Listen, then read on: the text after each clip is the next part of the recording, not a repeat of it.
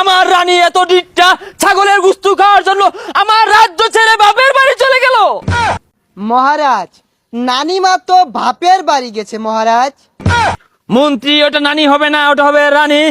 মহারানী এই ঈদে ছাগলের গুস্তু খেয়ে পাতলা পায়খানা হয়ে ছেউরুচ্ছে।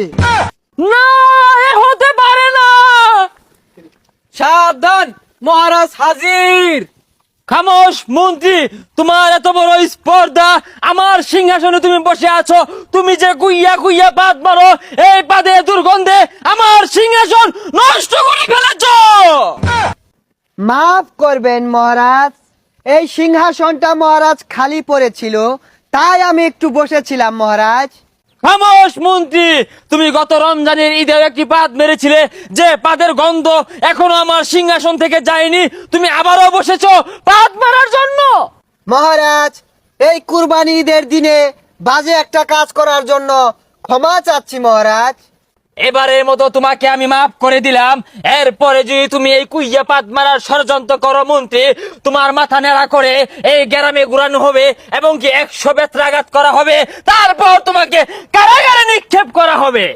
মাফ করেন মহারাজ গো, ও মহারাজ মাফ কইরা দেন আমারে পানের মহারাজ গো। কুইয়া পাদো মাইরা মহারাজ গো, ও মহারাজ ভুল কইরাছি আমি গো পানের মহারাজ গো। না না না মন্ত্রী, তুমি এই মিছে কান্না করবে না আমার সামনে। আজকে একটি কুরবানি ঈদের দিন, তোমাকে আমি গরু গোস্তের পোনা খেতে দিয়েছিলাম, আর তুমি সেটা খেয়ে একটা কুইয়া বাদ দিলে। মহারাজ আর মারবো না। যাও, তোমাকে ক্ষমা করে দিলাম। দেখো তো মন্ত্রী, আমার রানী কোথায়? মহারাজ, নানিমা তো বাপের বাড়ি গেছে মহারাজ। মন্ত্রী, ওটা নানি হবে না, ওটা হবে রানী। আমার রানী কেন বাপের বাড়ি গেল মন্ত্রী? মহারাজ, আমি যদ্দূর জানি রানীমা বাপের বাড়ি গেছে, তার বাপে কুরবানি দেওয়ার জন্য 1300 টাকা দিয়ে একটা ছাগল কিনছে, আর সেটার গুস্তু খাওয়ার জন্যই বাপের বাড়ি গেছে মহারাজ। না না না, এ কিছু তো হতে পারে না। আমি এটা বরদাস্ত করবো না, আমি এটা মানতে পারি না মন্ত্রী। আমার রানী এত ডিটটা ছাগলের গুস্তু খাওয়ার জন্য আমার রাজ্য ছেড়ে বাপের বাড়ি চলে গেল। মহারাজ, প্রত্যেক ঈদেই মেয়েরা তার বাপের বাড়ি ঈদ করতে চায়, আমার মনে হয় রানীমা এজন্যই চলে গেছে।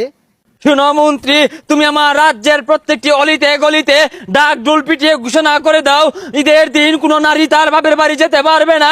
ঈদের দিন নারীরা যদি বাপের বাড়ি চলে যায়, তাহলে আমাদের পুরুষদের অসুবিধে হয়, মাঝে মাঝে রান্না করে খেতে হয়। ঠিক আছে মহারাজ, আমি ঘোষণা করে দিব। কি রাজাটা হয়েছে, একটা কুরবানি দিল না, রানী বাহির বাইর যাইতো না, কই যাইবো? ওহে সেনাপঙ্খী, আদেশ করুন মহারাজ। খামোশ ওহে মূর্খ সেনাপঙ্খী। ওইটা মরা হাঁস কেন হবে?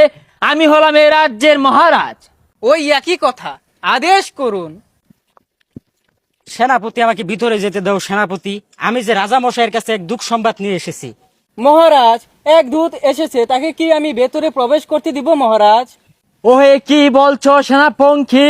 আজকে তো ঈদের দিন দূত আসার কথা না। ওই পাশে রাজ্যের রাজা একটি বতামারা গরু কুরবানি দিয়েছে, সেখান থেকে একটি গরু গুস্তুর বাগা আসার কথা। মহারাজ, এই দূত সেই দূত না, এই যে এক বার্তা নিয়ে এসেছে।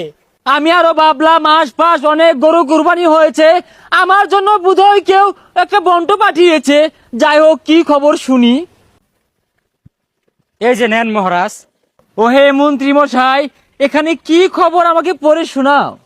মহারাজ, এই যে আসলে এক দুঃসংবাদ। মহারানী এই ঈদে ছাগলের গুস্তু খেয়ে পাতলা পায়খানা হয়ে ছেউরুচ্ছে। না,